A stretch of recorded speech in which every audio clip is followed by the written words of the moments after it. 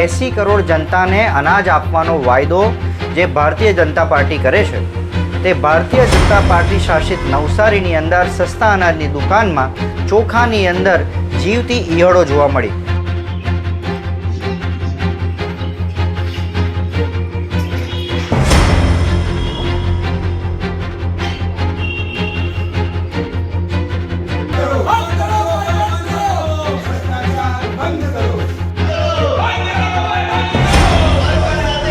अनाज तपास करता अनाजमांथी जीवता ईयळ ने एवा बधा जीवजंतुओ નીકળ્યા। આખા દેશમાં નવસારીના પૌવા વખણાય એ પૌવા આમાંથી બને તેનું એકાદ તપાસ કર્યો છે। અનાજને કેમ ખુલે છે અને ટ્રેનમાં અવર જવર કેમ થાય છે એના પર તમે શું એક્શન લીધું? દુકાનની અમે તપાસણી કરાવી છે અને જે કંઈક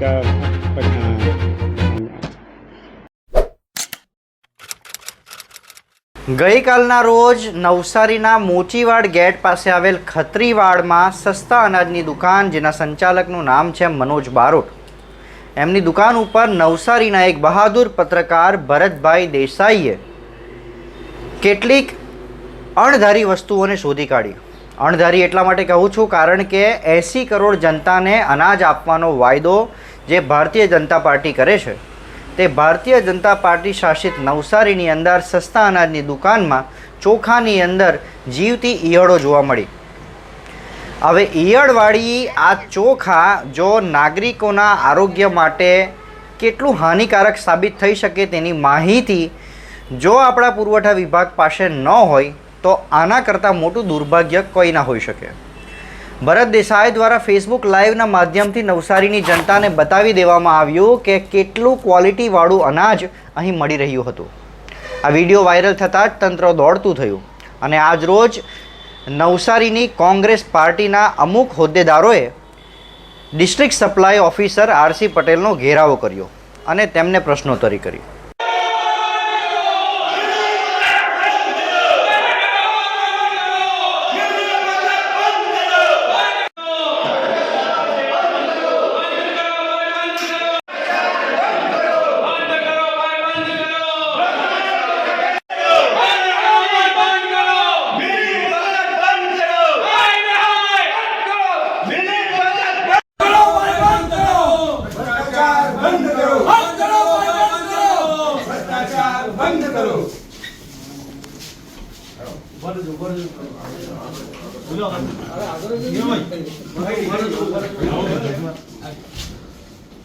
સાહેબ બહુ દુઃખના સાથે અમારી ઓફિસોમાં આવવું પડે છે કારણ કે જે અનાજ વિતરણ થઈ રહ્યું છે એ ગાય ભેંસ ખાઈ શકે એવું નથી, પશુઓ બી ખાઈ શકે તેવું નહીં।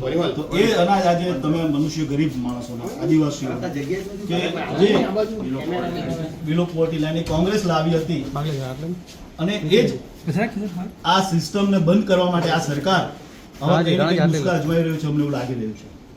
અને આ જે સિસ્ટમ થતી વારંવાર થતી આવે છે સાહેબ, આજે અનાજ માણસ તો કેવી રીતે ખાઈ શકે જ્યારે ગાય ભેંસ નથી ખાઈ શકતા, પશુઓ નથી ખાઈ શકતા, એ જ અનાજ તમે ગરીબોને એના પરિવારોને 5-5 કિલો મફત અનાજ આપવાની વાતો કરે, એના કરતાં પૈસા લઈને આપો કે એનું સ્વાસ્થ્ય સારું રહે અને દેશની ઉન્નતિ માટે આ જ વિદ્યાર્થીઓ આ છોકરાઓ આપણને કામ આવશે। 80 કરોડ ભારતીયો સાથે છેતરપિંડી છે સાહેબ, અનાજ ટાઈમે નથી મળતું, વિતરણ કેવી રીતે થાય તેનું કોઈ માપતોલ જ નથી સાહેબ। દાળ આવે તો ખાંડ નથી, ખાંડ આવે તો તેલ નથી, તેલ આવે તો ઘઉં નથી, ઘઉં આવે તો ચોખા નથી। સરકારે એક વસ્તુ લેવા માટે એક ઘરવાળાએ 4 થી 5 વાર આટા મારવા પડે। કંટ્રોલ વાળાનો વાક નથી કાઢતો, વાક તમારી સિસ્ટમનો છે, સિસ્ટમનો છે। જે તમારી સિસ્ટમ હેઠળ જે વિતરણ થતું છે ને એમાં ગરીબોએ પોતાની નોકરી રોજગાર છોડીને માત્ર કંટ્રોલ ખુલ્લી છે, કંટ્રોલમાં ચીજ વસ્તુ આવી નહીં આવી એની જ ઇન્ક્વાયરી કરવા પડે। 5 આઈટમ લેવા માટે 5 આઈટમ માટે 5 દિવસો મહિનાના બગાડવા પડે, જ્યારે આજે રોજી રોટી નથી તો એમણે એ રોજી છોડીને ત્યાં દોડવું પડે છે। સર, લાવેલી ને એને નાબૂદ કરવાનો ષડયંત્ર છે એવો અમારો આક્ષેપ છે અન્ન ખાદ્ય સુરક્ષા કાયદા મંત્રાલય સમક્ષ, અને આપ સરકારશ્રીના નુમાઇંદા છો, આપની ફરજ આખા દેશમાં નવસારીના પૌવા વખણાય એ પૌવા આમાંથી બને તેનું એકાદ તપાસ કરજો સાહેબ। તમારે ત્યાંથી બનતા જ એવી વાત છે, ખબર પડી જશે સાહેબ સાહેબ ને ખબર નહીં કે તમે કરોડોપતિ થઈ ગયા, કરોડોપતિ। અને અવર જવર શું થાય છે સાહેબ? કેટલી કંટ્રોલના લાયસન્સ બીજા નામના છે ને બીજા નામના લોકો ચલાવે છે, બધી તપાસ થવી જોઈએ. બંટો નાતે કેમ ખુલે છે બસ. અને ટેમ્પમાં અવર જવર કેમ થાય છે એના પર તમે શું એક્શન લીધું? આપણો કિશોરભાઈ જણાવો. પ્રિવેન્શન ઓફ બ્લેક માર્કેટિંગનો કેસ બનાવ્યો અને દરેક જગ્યાએ સીસી કેમેરા હોવા જોઈએ. સાહેબ સીસીટીવી કેમેરા મુકાવવામાં અમારી એ માંગ છે. મારી વાત દુકાન જ બંધ થઈ જશે. દરેક જગ્યાએ દરેક ગોડાઉનમાં સીસીટીવી કેમેરા મુકાયા છે. સિસ્ટમમાં એને આખું મોનિટરિંગ માટે બી અહીં ગોઠવ્યું છે. 1 થી 2 દિવસ આવતો તમે સાથે સાથ ગોડાઉન મોનિટરિંગ અહીંથી જોઈ શકશો. બરાબર. પણ એકાદ બે ઇક્વિપમેન્ટને લીધે આજુ સિસ્ટમ કદાચ ચાલુ થઈ તમને આજે બી બતાવી શકું. બાકી આખું મોનિટરિંગ માટે કયું વાહન ભરાયું, ક્યાં ગયું, અને દરેક જે આપણી જે સિસ્ટમ છે એના માટે આપણે જીપીએસ સિસ્ટમ લગાવી. એને માટે તમને અભિનંદન આપીએ સાહેબ.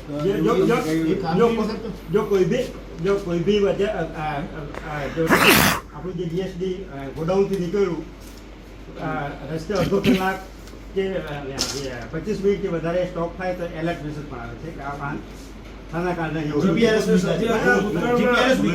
જુઓ હું તો જિલ્લાનો અને અને અત્યારે પુરવઠામાં હતો પીડી પટેલ ગયા હતા તે વખતે આ નવસારી શહેરમાં છેલ્લા એટલે 3 પુરવઠા અધિકારી બદલાયા અહીંયા ત્યારથી જ આ તોફાન અહીંયા શરૂ થયું.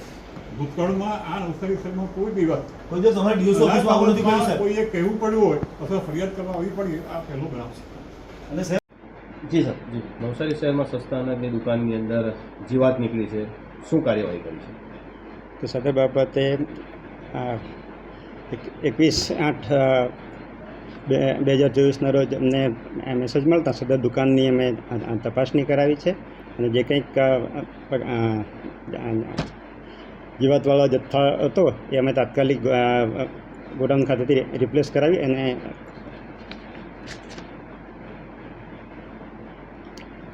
આગ જે દુકાનદાર તેમજ ગોડાઉન ખાતે જરૂરી અનાજમાં પૂરતી સાફ સફાઈ અને સ્વચ્છતા જળવાય માટે તકેદારી રાખવા સૂચના આપી છે. અને આ અંગે અમે જે તપાસણી કરાવી છે એ અંગે જે કંઈક ક્ષતિઓ ધ્યાનમાં આવશે એ સામે કાર્યવાહી કરવામાં આવશે. સસ્પેન્ડ કરવામાં આવશે? તપાસની જેલમાં જે કંઈક ક્ષતિ ધ્યાનમાં આવે એ આગળ કાર્યવાહી થશે.